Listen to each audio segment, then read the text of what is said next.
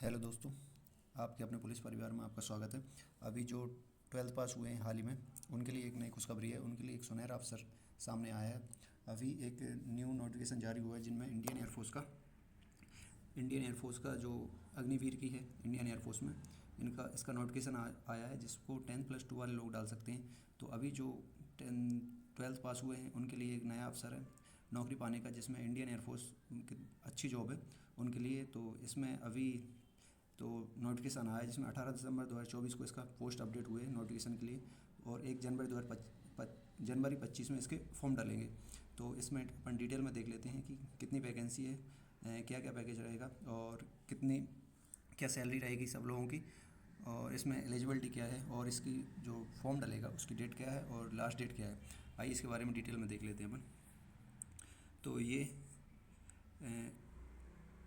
Form की detail है। इसमें जो फॉर्म डालेगा वो 7 जनवरी 2025 को डालेगा, और इसकी जो लास्ट डेट होगी वो 27 जनवरी 2025 को होगी। मतलब फॉर्म की स्टार्टिंग 7 जनवरी से और लास्ट डेट 25 जनवरी से। इसमें आप जो फ़ीस पे करेंगे वो भी 27/1/25, मतलब 27 जनवरी को फ़ीस पे होगी। जो फिर एग्ज़ाम होना है वो 2 महीने बाद, मतलब कि 27 जनवरी को फॉर्म डल जाएंगे और 22/3/25 मतलब 22 मार्च को इसका एग्ज़ाम होगा, तभी आपके एडमिट कार्ड आएंगे। और इसमें जो फ़ीस लगेगी वो जनरल, ओबीसी और ईडब्ल्यूएस की 550 लगेगी, एसटी एससी 550, मतलब general, OBC, EWS, ST SC सभी की 550 टोटल फ़ीस लगने वाली है इसमें। तो आप इसमें जो अभी 12th पास हुए उनके लिए अच्छे मौका है नौकरी के लिए। तो आप इसमें ज़रूर अप्लाई करें। इसमें एज देख लेते हैं अपन कि एज कैसी क्या है। इसमें जो एज मिनिमम है वो 17.5, मतलब 17.5 के अगर आप होते हैं, और एज मैक्सिमम है 21 ईयर, मतलब 17.5 से 21, 17.5 से 21 तक जो बच्चे रहते हैं ये इसको वही फॉर्म डाल सकते हैं। तो ये इसमें बहुत कम फॉर्म डालते हैं, तो आप इसके बारे में ज़रूर देखें। इसमें जो एज बिटवीन दिया है 1/5, मतलब कि 1 जनवरी 2005 से लेकर 1/7/2008, मतलब 1 जनवरी 2005 से लेके 1 जुलाई 2008, मतलब इस दोनों डेट के बीच में आपका जन्म होना चाहिए, तभी आप 17.5 21 के बीच में होंगे। अगर आपका 1 जनवरी 2005 से पहले जन्म होता है या 1 जुलाई 2008 से बाद जन्म होता है तो आप इसके अंदर नहीं आ सकते। तो आपका फॉर्म डालने के लिए इन दोनों डेट के बीच में आपका जन्म होना चाहिए। तो इसको आप ज़रूर देख लें कि आपका जन्म कब हुआ है, तो इस हिसाब से आप इसको फॉर्म को अप्लाई कर सकते हैं। तो आइए इसमें अपन योग्यता देख लेते हैं कि इसमें क्या क्या एलिजिबिलिटी रहेगी किसके लिए। इसमें इंग्लिश में दिया है, मैं हिंदी में आपको डिस्क्राइब कर दूंगा। जैसे कि 10+2 12th के लिए जो मैथ, फिजिक्स एंड इंग्लिश होती है उसमें मिनिमम 50% मार्क्स और 50% मार्क्स इन इंग्लिश, मतलब कि आपके जो मैथ्स है, फिजिक्स है और इंग्लिश है, जैसे आपने 12th पास किया उसमें मैथ, फिजिक्स और इंग्लिश में आपके 50% मार्क्स होने चाहिए। और जो इंग्लिश है, आप जो इंग्लिश सब्जेक्ट होता है उसमें कम से कम 50% मार्क्स, मतलब 100 में से आपके 50 नंबर होना चाहिए। ये तो फर्स्ट है। इसके बाद सेकंड आती है 3 ईयर डिप्लोमा इन इंजीनियरिंग, मतलब आपके पास 3 साल का डिप्लोमा होना चाहिए इंजीनियर का, जिसमें कुछ ब्रांच हैं उसकी, जैसे कि mechanical, electrical, electronics, automobile, computer science, ये कुछ ब्रांच दी हुई हैं इसमें। इसमें से आपके पास कोई एक भी डिप्लोमा होगा तो आप उसके लिए एलिजिबल हो जाएंगे। तो इस मतलब जो इंजीनियर डिप्लोमा होता है 3 साल का, उसमें से आपके पास एक डिप्लोमा होना चाहिए।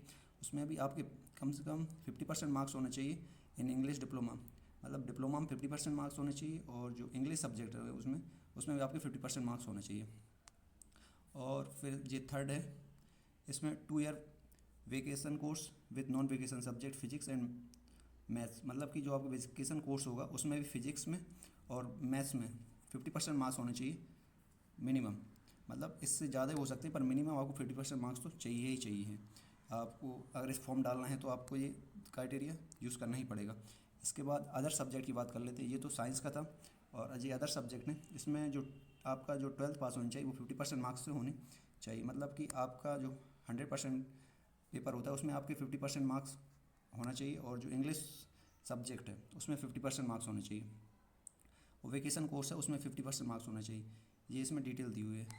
और फिर इसकी जो आपकी जो फिजिकल होगा उसकी दी है कि जो हाइट है आपकी वो 152.5 सेंटीमीटर, ये होती है लगभग 5.1 फीट, मतलब 152.5 जो मीटर होती है, इसको अगर फिट में कन्वर्ट करेंगे तो 5.1 फीट के आसपास अप्रोक्स निकलेगा। तो आपकी इतनी हाइट होनी चाहिए, और जो चेस्ट होनी चाहिए वो 5 सेंटीमीटर आपका होना चाहिए चेस्ट। चेस्ट को सेंटीमीटर में मापते हैं, फिट में नहीं देखते। तो आपका चेस्ट जो है वो 5 सेंटीमीटर होना चाहिए और जो हाइट है वो 1.5 to 1.5 सेंटीमीटर तक होनी चाहिए।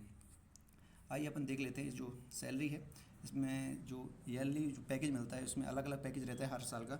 जैसे जो first year, second year, third year, fourth year है, तो अलग अलग साल के अगर मंथली पैकेज मिलते हैं इन हैंड, मतलब ये तो मंथली पैकेज रहेगा, आपको इन हैंड कितना मिलेगा वो आपको तुरंत जो सैलरी मिलती है वो दिया जाएगा। और जो 30% अग्निवीर कॉर्पोरेट फंड, जो अग्निवीर कॉर्पोरेट फंड होता है उसमें 30% आपको बाद में मिलेगा। तो ये देख लेते हैं जो आपकी फर्स्ट ईयर में जो मंथली पैकेज रहेगा वो 30,000 रहेगा, और उसमें से इन हैंड मिलेगा आपको 21,000 और इसका 9,000 आपका फ़ंड कटेगा। इसके बाद सेकंड ईयर का 33,000 रहेगा, इन हैंड मिलेगा आपको 23,100 और इसका 9,900 आपका फ़ंड कटेगा। मतलब आपकी जो 33,000 सैलरी है इसका 30% जो होगा वो आपका फ़ंड कटेगा। तो जो फिर थर्ड ईयर है इसका मिलेगा आपको मंथली पैकेज 36,500, जिसमें इन हैंड आपको 25,580 मिलेगा और जो आपका 30% कटेगा वो 10,950 कटेगा।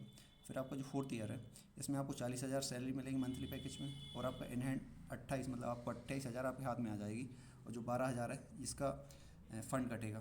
तो ये आपकी 4 साल की सैलरी है, first year, second year, fourth year और थर्ड ईयर की, आपको इसी हिसाब से सैलरी दी जाएगी एयरफोर्स में। दोस्तों ये बहुत अच्छी वैकेंसी है एयरफोर्स की, जो 12th अभी पास हुए हैं उनके लिए, तो आप ये मौका ना गंवाएं। तो इसको ज़रूर फॉर्म फिल करें, इसमें बहुत अच्छी आपको सैलरी मिलती है और अच्छी है। आपको सिर्फ 12th के बाद ही नौकरी करने का मौका मिल जाता है। इसमें जो अग्निवीर है उसका है कि अग्निवीर का ऐसा रहता है 4 साल का आपका रहता है, आपको ज्वाइनिंग के 4 साल तक जॉब करनी है। इसके बाद 25% वो परमानेंट रहते हैं, उसके बाद जो 75% रहते हैं वो, जैसे 25% वो परमानेंट रख लेते हैं और जो 75% रहते हैं उनको रिटायर कर देते हैं। तो जो 75% रिटायर होंगे, अगर आप 25% में आते हैं तो आप परमानेंट रहेंगे, अगर आप 75% में आते हैं तो आप रिटायर हो जाएंगे। अगर आप 75% में आते हैं तो आपको ये देखिए 4 साल बाद अगर 75% आप रिटायर होते हैं तो आपको 11.71 लाख, मतलब 11.5 लाख के आसपास रुपए मिलेंगे।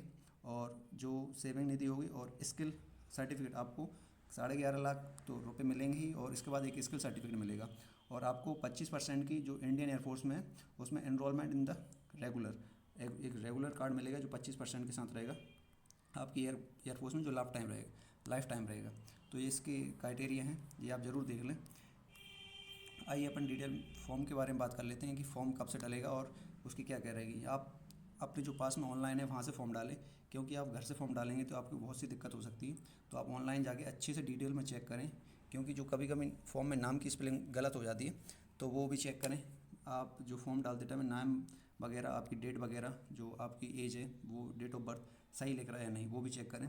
तो ये लिंक एक्टिवेट हो जाएगी 1 जनवरी 2025 से। अभी तो नोटिफिकेशन आया जनवरी में, 7 जनवरी 2025 से लिंक एक्टिवेट हो जाएगी, तब से फॉर्म डालना स्टार्ट हो जाएंगे और 27 से इसकी लास्ट डेट है। तो दोस्तों ये आपके पास सुनहरा मौका है एक इंडियन एयरफोर्स में जॉब करने का, तो इसको ना गंवाएं। इसको जो चैनल पर नया आए वो चैनल सब्सक्राइब कर लें, जिसको आपको टाइम पे न्यू अपडेट मिलती रहे। और जो वीडियो आपको पसंद आए तो लाइक और शेयर जरूर करें। और मिलते हैं, थैंक यू दोस्तों, न्यू वीडियो में।